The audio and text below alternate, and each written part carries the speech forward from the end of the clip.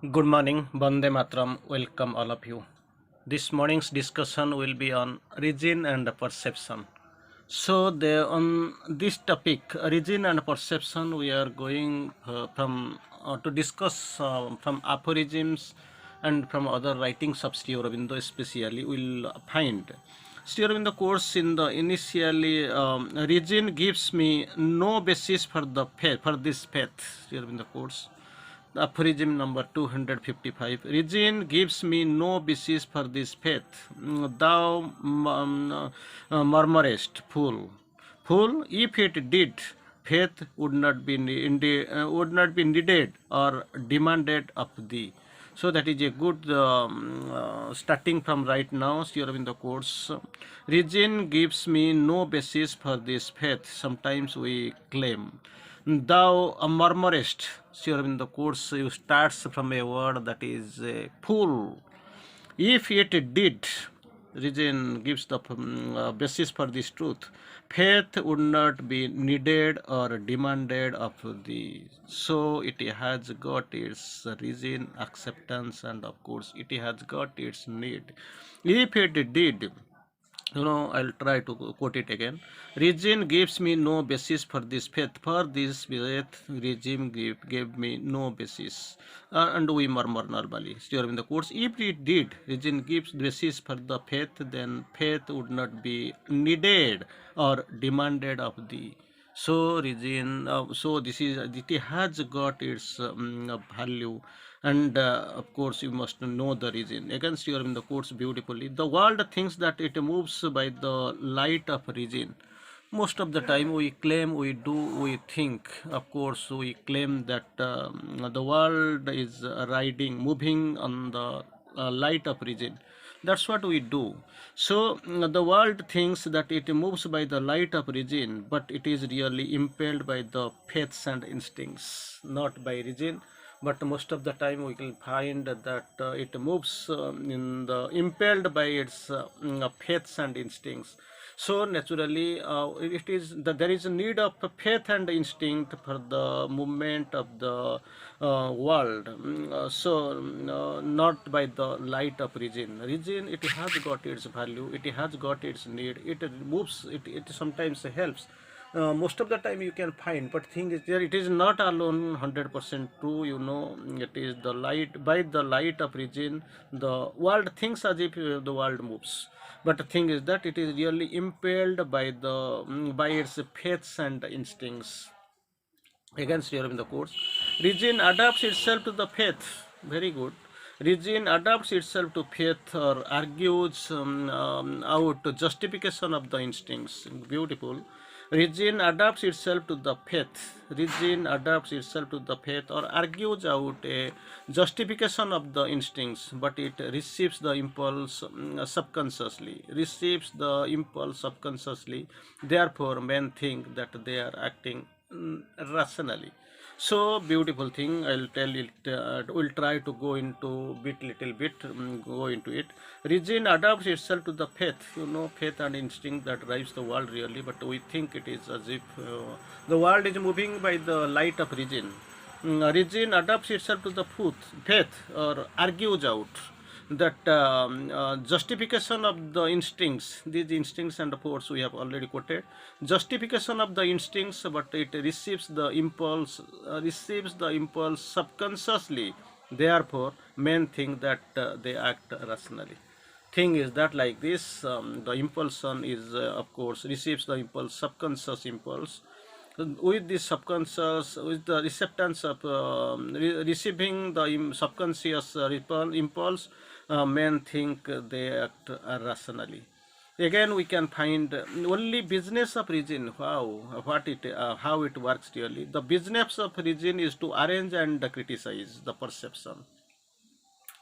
The business of reason is to arrange and of course criticize the perception. It has neither in itself the means of positive conclusions nor any command to action. This reason, it lacks in two ways. It has no means of positive conclusion nor command to action. When it pretends to originate or impel,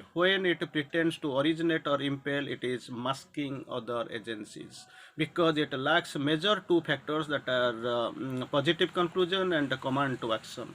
So when it acts, it pretends really to originate or impel the masking, originate or impel. It pretends so. Original, it is masking the other agencies until wisdom comes to this. What is the solution? Where will be? Until the wisdom comes to me, most of the time we have defined that wisdom, that is seen in the vision of the soul, sight of the spirit. It is seen knowledge, it is coming through struggle of mind, what the struggling mind hardly will, and finally receives, that is known as knowledge. But wisdom is totally different. It is visualized in the vision of the spirit, sight of the soul.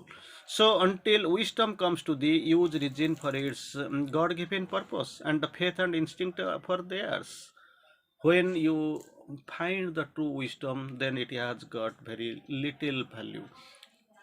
Until wisdom comes to thee, use reason for its God-given purpose. Reason is given for the God-given purpose, and the faith and instinct for theirs.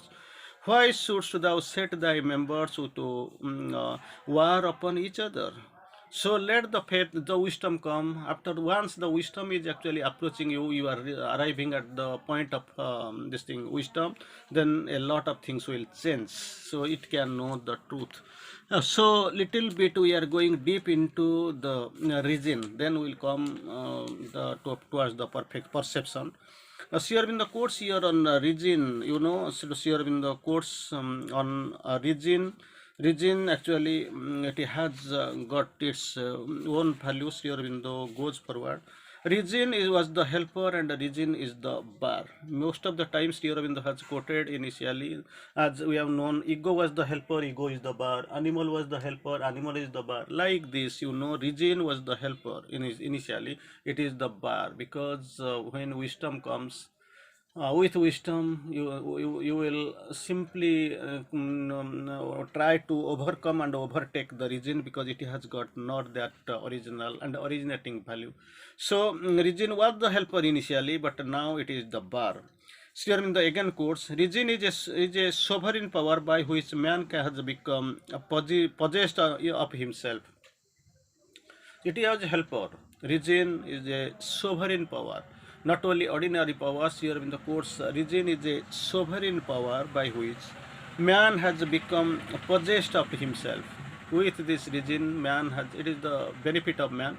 With this sovereign power of reason, man has become possessed of himself. It has been a good helper, a needful helper to man. Reason has been the Prometheus of the mystical parable. Prometheus of the mystical parable, the helper, instructor, elevating friend, civilizer, and of mankind. Many cases, many ways it has helped us. Reason has been the Prometheus of mythical parable. Prometheus, that is a mythical parable. You have heard of Prometheus. So here, the helper, reason is the helper. Instructor, it instructs, helps. Elevating friend, that is the original purpose, is to elevate. And civilizer of mankind. In many ways, it is a rare friend. Reason is not the last word, but thing is that already we have seen Prometheus of the mystical parable, the helper, the instructor, elevating friend, civilizer of mankind. Still then it has got its narrowness.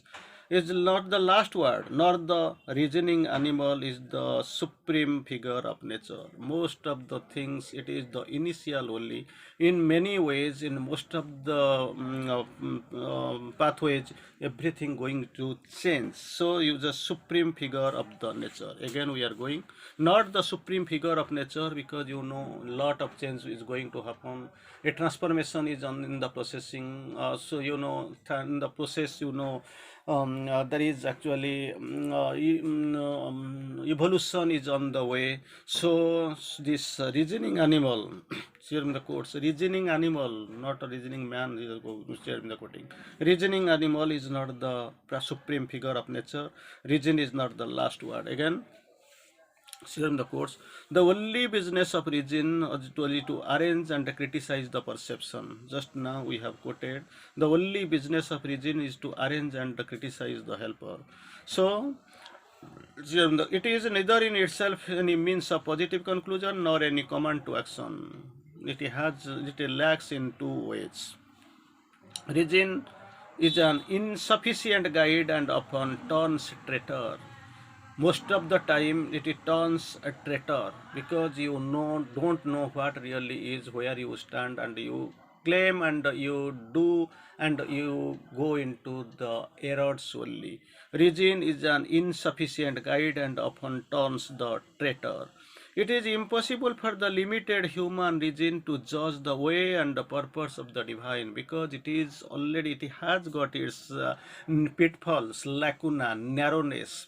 So it can't be able to judge the way or purpose of the divine because it is limited. Impossible for the limited human reason that is limited, impossible for this limited human reason to judge the way or the purpose of the divine, which is the way of infinity dealing with the finity, which is divine, which is the way of the infinity dealing with the finity. Again, here in the course, so it can be you have to go beyond. This reason is not at all sufficient. It is initially it has got its help like civilizer, friend, instructor, elevating friend, helper. So anyway, it is, but actually not the supreme one, because lot of change has to be going to happen. So again, here in the quotes here, a temporary reign of critical region. Limited human region we have gone through. Second, in the next page we are going to critical region. A temporary reign of critical region largely largely destructive theory in the course. Temporary reign of the critical region largely destructive in its action is an imperative need for human progress.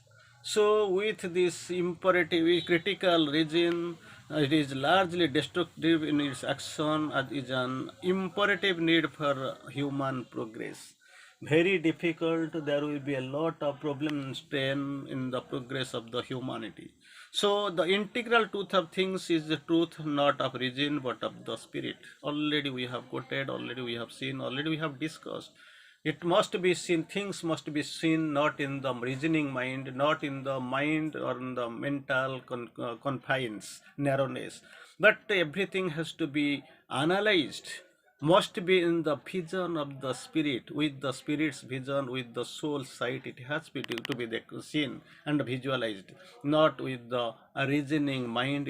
So most of the time with the reasoning mind, as man is analyzing, so it is he is also known to be a reason, he is a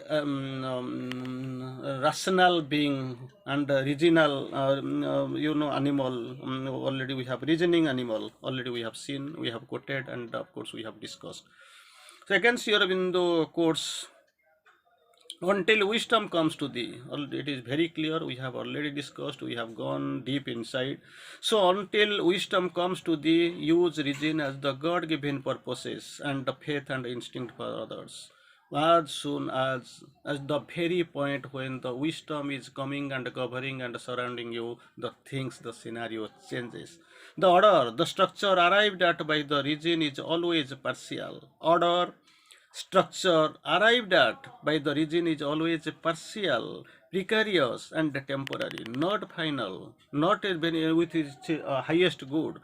Arrived at region is always partial, precarious, and temporary. It is disturbed by the pull from below and the pull from above. So it is just hanging. This region is actually hanging in between, where it is possible to have the pull from below and the pull from above. So this order structure arrived at the region is always partial, precarious, and temporary. Against your in the quotes, when rigid died, then wisdom was born. When reason died, then only wisdom was born. Reason must be overpassed or surpass itself. Must be overpassed because it has got its in okay.